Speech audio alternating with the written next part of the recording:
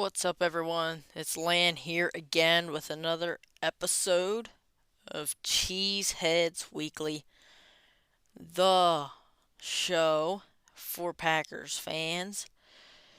And this show is going to be for Packers fans. I'm going to focus a lot on Packers stuff. We got all kinds of Rodgers stuff going on. Packers free agency frenzy starting.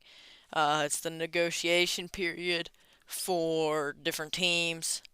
Um, for teams to talk with players who will be free agents here starting Wednesday. So there's a lot of agreements being reached. None of the deals will become official until Wednesday, but they will become official on Wednesday. And there's some pretty significant Rodgers updates that I will give you. But first of all, we got some people listening to the show. Got a bunch of new followers, more followers again. We're continuing to build the show. That's fantastic. Keep it up. We got another voice message, which I will try to address in this show. Um, the show is available on Spotify, Google Podcasts, and iHeart Radio as of now. And we'll see where that goes. Possibly the more places in the future. Um, we post new episodes every Tuesday, and you can hit the bell icon on Spotify to be notified when a new episode comes out. And also on Spotify, I like to do the Q&As, the polls. So be sure to participate in that. That's always a lot of fun, um, especially with all this Roger stuff going on. So that's great. I'd love to discuss some of that stuff with you all. So keep that up. And the voice messages are a lot of fun. Just got my second one, like I said, and so keep that up for sure. Those are a lot of fun, and it's great to be able to address those. And you can send in a question, maybe some disagreement with my takes, what your take is, and what you'd like me to um, say about that, something you want me to address, topics you want to see on the show in the future. Obviously, right now we got things focused on Rodgers and free agency, and that's all that pretty much fills up our time. But that's where we're at the moment. So we'll in the off season when things get boring, we'll after the draft, May, June, um, we'll we'll start to get into some of those other topics. Also be sure to tell your friends about the show. We're wanting to grow the show here, so tell your friends about Cheeseheadz Weekly. If you like the show, it'd be great if you could rate it as well. Give us a rating. That'll help grow the podcast as well. So that's always great. Um, and we're always looking for more Packers fans for sure. So we got lots of Rodgers stuff coming out. There were starting out. I think it was actually Tuesday when I recorded the last show. Um, Obviously, a lot of stuff happened. We had a guest on the show last time, my uncle Troy. We recorded that interview on Thursday, so last Tuesday, and then the Thursday before that. Then and then I posted that episode last Tuesday. In the afternoon on Tuesday, stuff started getting real. We had some reports that Rodgers had received permission to talk to the Jets. The Jets were talking to him, and then the Jets decided to fly out to California, where Rodgers is at the moment. And they were talking with Rodgers out there. It sounds like the whole crew was there. Owner Woody Johnson, a lot of guys out there. So and then they were talking with Rodgers out there, and they were. It seems like they were making progress, according to Trey Wingo. The It was a done deal. The trade was done, and they were just waiting Rodgers' decision. But then after that, Ian Rappaport and then Mike Garafolo, also both of those reported that that the deal is that nothing has been done. for a deal for Rodgers, and so we're still waiting. I think actually they are pretty close to a deal. I think it mainly is waiting on Rodgers. I think it's somewhere. Maybe the real deal is somewhere in between there. Maybe they didn't agree completely, but I think they're ready to agree as soon as Rodgers makes the decision. And it looks increasingly more likely that he is going to go to the Jets because there's lots of other stuff happening. Uh, he appeared over the weekend here and just short podcast. Um, and he said that he's decision's gonna come soon. There's a timeline to all of this, and I've been thinking like, yeah, seems like the timeline. Seems like the decision should have come for right now. I think he's really holding both teams hostage, Jets and Packers. And I'm somewhat surprised that the Jets are wanting to go after him so hard. I guess they're just desperate, and I think Woody Johnson is behind a lot of it. Just as the owner wants to see the Jets be relevant again. And it's been a while since they were really a relevant team in the NFL. And they are looking for the veteran guy.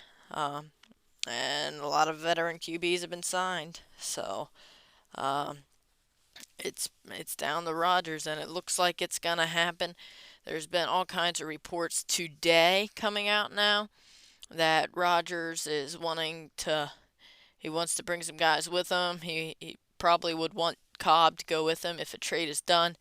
Cobb, it's pretty likely Cobb will join him there. He also wants OBJ to join him in New York.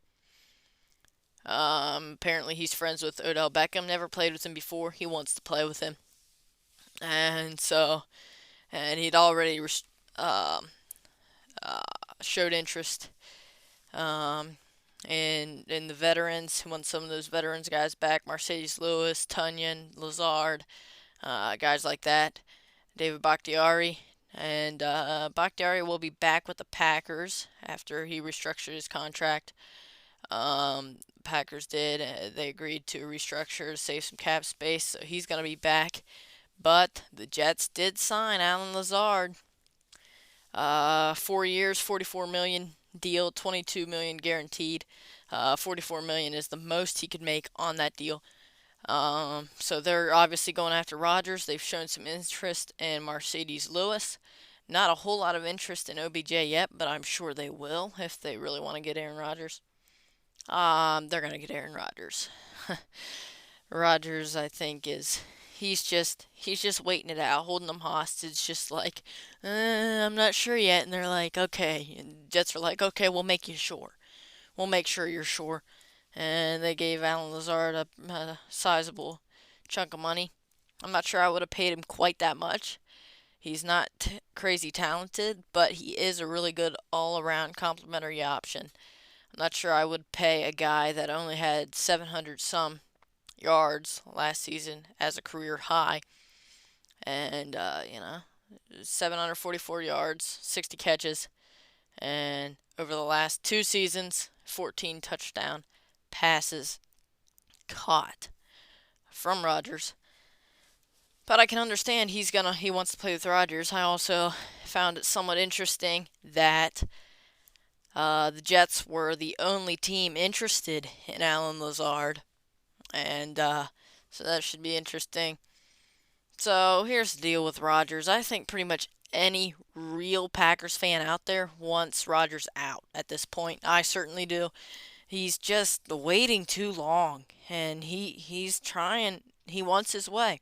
I don't feel like he's going to be all in for the Jets either. The way he's acting right now, I think he's playing for the money. I think he wants these guys on their team. Maybe he'll try to make it run, but I don't think he's all in for the Jets as a team. He wants to just go out there and have a little fun himself. Um, what if he doesn't want to throw to Elijah Moore and Garrett Wilson? Maybe that's why he wants Lazard and OBJ over there. Those are going to be his main guys, and then Garrett Wilson won't be happy. And I don't know. I don't think, to be quite honest, the Packers are just happy that someone wants Rodgers at this point. Now I get it here. Rodgers, he's a really good player. Has been one of the greatest ever to do it at quarterback. That's great. Packers fans are very grateful for what he did. The Packers as an organization are very grateful for what Rodgers has done in Green Bay, winning a Super Bowl, keeping the Packers on the map. They've been contenders every single year since the Favre years, and that's pretty amazing to have two world class quarterbacks, Hall of Famers. Pretty crazy stuff, and it's just but now the Packers have a chance to move on to three. The time is absolutely right. They're almost certainly going to move on from Rodgers. I believe he is going to be traded to the Jets, and I can't wait. I'm very excited for Love. I think I heard, I believe it was Cowherd was talking about. No, it was not Colin Cowherd. It was David Carr of NFL Network. He was talking about how Nathaniel Hackett probably kind of is influencing Rodgers a lot because I think Hackett kind of let Rodgers run the offense a little bit more than LaFleur did. LaFleur, he kind of knows how to run the offense. He knows how he wants to do it. And Rodgers, he wants to have a lot of say. He's he wants a lot. He asks a lot from every team. He's pretty much a coach himself, and he wants to run the offense. That's pretty much what it is, what it comes down to. And I think Hackett will let him do that. Defensive coach, and so then you have um, Hackett running the offense, and that means Rodgers runs the offense, which is what he wants, and getting some guys there that he likes as well. I'm also, uh, yeah, Matt LaFleur. I'm really excited for Love and Matt LaFleur. I mean, I think honestly, um, the Packers could still be pretty contenders. I think they're going to be a tough out. They could definitely make the playoffs with Love. I mean, it depends on what he does. We don't know what he's going to do. We haven't seen him play very much at all. But I think maybe Rodgers would have had a better chance of actually winning the Super Bowl with with the Packers, maybe even than the Jets. But you know, he wants what he wants, and he's gonna go for keep playing with the money, and then he's gonna go, and the Jets are willing to do all kinds of stuff for him, and they'll get him, and they'll get tired of him too, just like the Packers did. Um, and so, but I guess we'll see what happens.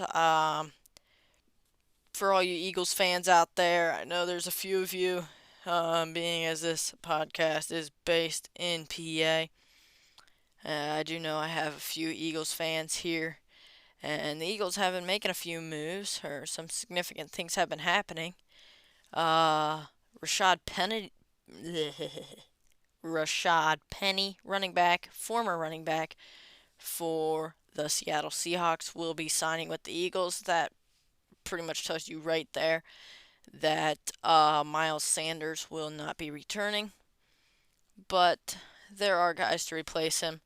Although I think, I think Miles Sanders was somewhat of a fan favorite. I mean, he was always a very efficient back, which you don't see a whole lot of in the NFL anymore. Um, Also staying with the Eagles, Jason Kelsey has announced he's not going to retire. Brandon Graham not retiring. He re-signed with the Eagles, I believe, on a 1-year deal. Boston Scott, running back, is coming back. So yeah, there's running backs. They got Kenneth Gainwell as well. So I think they might not even draft a running back at this point. They honestly probably wouldn't need to. Maybe they would, I guess. Rashad Penny is somewhat injury prone. Um, James Bradbury was re-signed just a little bit ago. That's pretty interesting. I was expecting him to leave. He said he wanted to play for a contender, but he wanted money, and I wasn't sure the Eagles were going to give him that money. It sounded like he was on his way out. But they re-signed him, and it seems like they got a pretty good deal with him. The contract is a good bit below what he was projected to get, probably what he wanted, what it sounded like he wanted. So that's pretty cool for you Eagles fans. But T.J. Edwards, the linebacker, is leaving. Javon Hargrave leaving. 49ers got a massive contract, and that'll be a big loss for the Eagles. Andre Dillard, offensive tackle, is leaving to go to the Titans. Safety Marcus Epps going to the Raiders, and linebacker Kaiser White will go to the Cardinals. Um, so it's yeah, lots of free agents, and there's not going to be a whole lot of guys coming back, I don't think. And now we got Slay trade rumors, some disagreements about contract. They wanted to save some money with him, restructure his deal, and he's like, nope. So now they're letting him um, talk to other teams about a trade. So we'll see where that goes. I did forget to mention some things about Packers free agency. Last time, a preview for some in season signings, and so we're gonna go over those here real quick. We have Rudy Ford, safety, came in from the Jaguars, I believe, or he at least had played with the Jaguars before. I believe that was where he came from.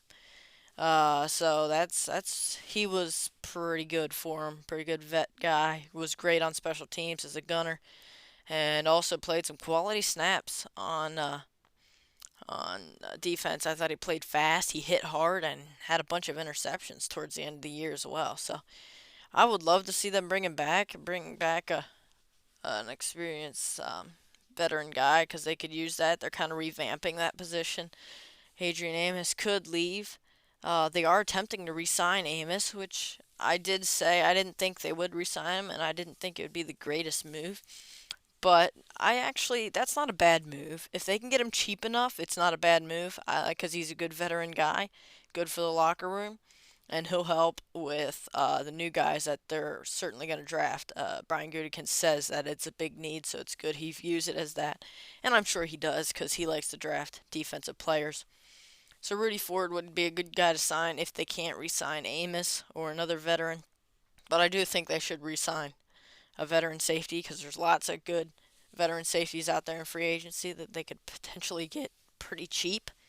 And then, 1 to 2 year deal would be great. And then help develop some guys. You draft a few guys, especially since the draft class is not that great for safeties. And you can just draft a guy on day two, but still have the position pretty shored up, good enough. And have some guys that can play and help new guys develop.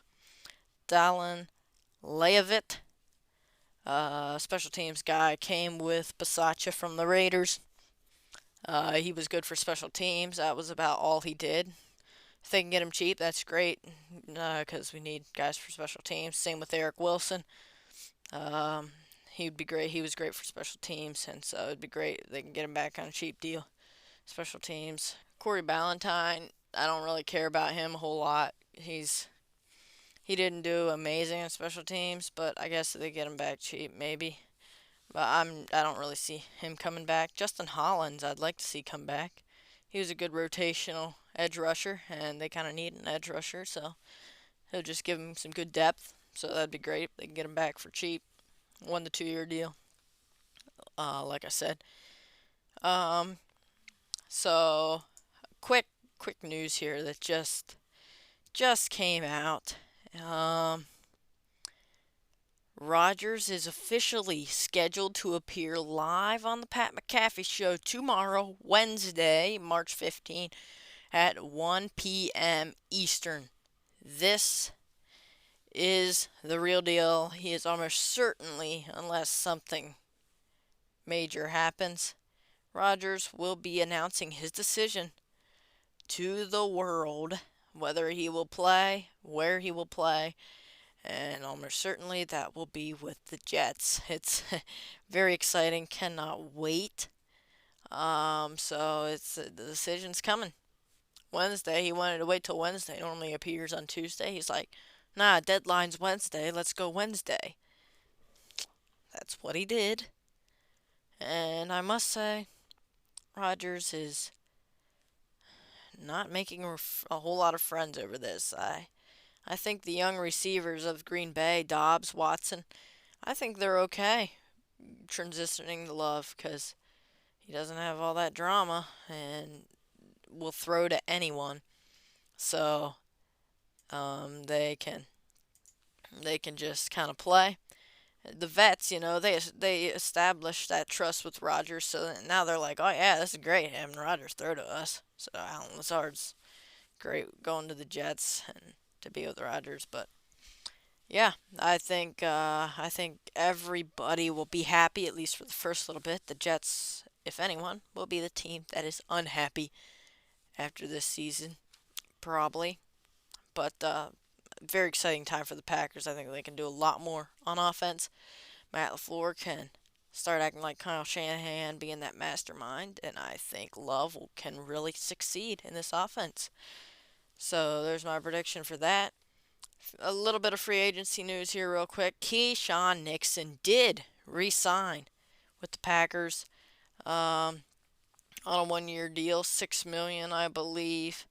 Um, it's worth $4 million, but another $2 million is available in incentives.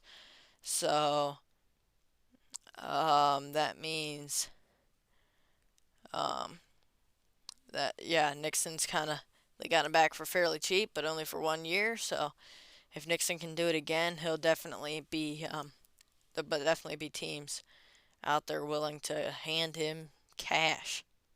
But it's great they were able to secure services again, and yeah, it's it's pretty fun. Other than that, Packers have not been making moves, so we'll see what happens. They're just waiting for Rodgers. So we'll see what happens here tomorrow, and that'll pretty much determine what's going to happen. Um, let's quickly listen to that voice message, and I will give um, my quick analysis of that as we're about out of time. But Elijah, Packers fan, sent in a voice message that we're going to listen to here, and I will not try to pronounce your last name. I wouldn't want to butcher that on the air. So let's get into that.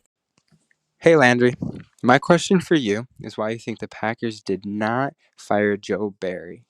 As a huge Packer fan, I know how many defensive coordinators we've been through in the last few years, but I was really frustrated with the defense, even more so than the offense. I mean, we kind of expected the offense to start off slow, especially starting two rookie receivers, not having a really true number one receiver. And Christian Watson did start to become that number one, and I think he will become a great number one in the future. But yeah, I was just really frustrated with the defense, with how much talent they had and how they performed. And maybe what saved Joe Barry is how they played those last few weeks. But I don't know. Just give me your thoughts. Really enjoy the show. Keep it up. All right. Well, thanks Elijah for that. So yeah, about Joe Barry, I must say I was disappointed with the defense as well. I kind of share your opinion on that. I kind of wish they would kind of go out and do something like they did with special teams. Go out and get that Rich Bisaccia, that big time guy. Um, I realize that costs more money, and so I can definitely see. But Joe Barry, I mean, he hadn't. He was a defensive coordinator before, didn't have much success, and yeah, I wasn't particularly impressed because they got all those players out there, and we saw all the veterans not playing as well. So that could be them. That could also be the coach, not doing his job and maximizing strengths, minimizing weaknesses. That's what a coach does. That's what he's got to do. And I felt like a little bit of that happened. We saw a little bit of that last year, but not this year. Yeah, I do think he probably was saved by the last few weeks in their play. But they just have not been good, especially in key situations, and I'd love to see it get better. Yeah, I do wish they would have hired someone like maybe Jim Leonard from Wisconsin. I think that would have been a great hire, but hey, there's not a whole lot we can do about that, and I'm sure Brian Gutekunst will be addressing the defense in the draft, free agency. So we'll still have plenty of talent on that side of the ball, and hopefully we'll be able to see some improvement, and Joe Barry will be able to get it done. But that is all for today. Like I said, tell your friends about the show, rate the show, participate in the Q and A's and polls on Spotify. Follow the show on iHeartRadio, Google Podcasts. Send in a voice message. That'd be great. You just heard how awesome, how so much fun they are. So do that. That's a lot of fun. Um, and I guess I will talk to you later.